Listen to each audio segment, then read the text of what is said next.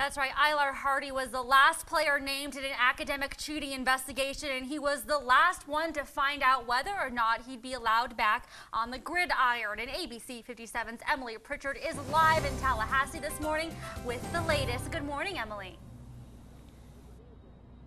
Good morning, Alyssa, and of course, Drew. Well, head coach Brian Kelly gave us word last night in a press conference about what's happening with the safety who hasn't played and has been sitting out since the first week in September. Now, Ilar Hardy is the only one of those 5 players being investigated in an academic investigation that is being invited back to the team this season by head coach Brian Kelly. But there are, of course, a couple of things Hardy needs to work on off the field before he can rejoin his teammates with the Fighting Irish. Coach Kelly said he needs to hit the books a little harder, putting his focus on his academics ahead of his athletics. We have some work to do in terms of some of his academic work he's working on right now in terms of trying to get that organized. But if we're able to get some of those things organized, we're going to bring him back to practice after we get back from the bye. Back to practice, of course, could soon mean back to the game. Well, as for those other 4 players that were involved in the academic investigation, that is Kavari Russell, Ishak Williams, Kendall Moore, and DeVaris Daniels, they will not be returning to the Fighting Irish roster this season. And as for us here in Tallahassee, we will be here all weekend long, bringing you everything you want to know about the Florida State Notre Dame matchup. I will be live here this evening at 5 o'clock for a big ceremony happening where they light the statue of the Unconquered here behind me. Emily Evans will be at a Fighting Irish pep rally, and of course, be sure to stick with us online at abc57.com, Facebook, and Twitter. We've got you covered for the big game. Great night here in Doak Campbell Stadium. Both of these teams are coming into this game tonight with a 29-game combined winning streak, and the number 5s of both offenses have brought their teams to 6-0 this season. Tonight, they're trying to get to number 7.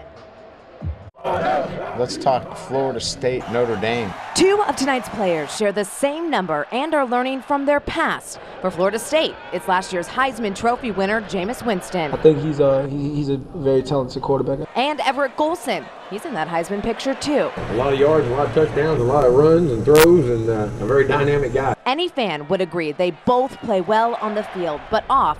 Winston, the decorated winner, has an upcoming University Student Conduct Code hearing stemming from an alleged sexual assault in 2012. According to ESPN, he faces anything from a written or verbal reprimand to expulsion. He was not criminally charged in that case. Also, people are questioning more than 2,000 autographs from the star QB discovered on an authentication website. And that's our compliance, and the AD and those guys handle all that stuff. I'm coaching football. And that's between them and their investigation. Notre Dame did its own investigating of its QB in 2013. Golson sat out last season for academics after cheating. Now he just wants to play ball. If he throws 3 or 4 interceptions and turns the ball over, they're going to be singing that war chant song. It's not going to be fun. He's got to do a better job of taking care of the football. As for Winston, fans expect another Heisman performance. I mean, Jameis, you always expect great performances out of him. I mean, that's what he does. And Golson said this week that, frankly, he's just tired of turning the football over. He said he's really started to notice how it affects his defense, and tonight he plans to fix it. As for Winston, well, we haven't heard from the leader of this house all week. Reporting live from Tallahassee with the Notre Dame-Florida State matchup, Emily Pritchard, ABC 57 News. A very frustrating end for the Fighting Irish last night inside Doak Campbell Stadium here in Tallahassee. A last-minute penalty and then interception left Notre Dame trailing in the end 27-31 against the Seminoles, leaving them with 23 straight consecutive wins. And Notre Dame head coach Brian Kelly said they had other plans coming into last evening. The atmosphere for the top 5 matchup was as electric as expected, but so were the emotions after. We came down here expecting to win, and we didn't win the football game, so they're extremely disappointed.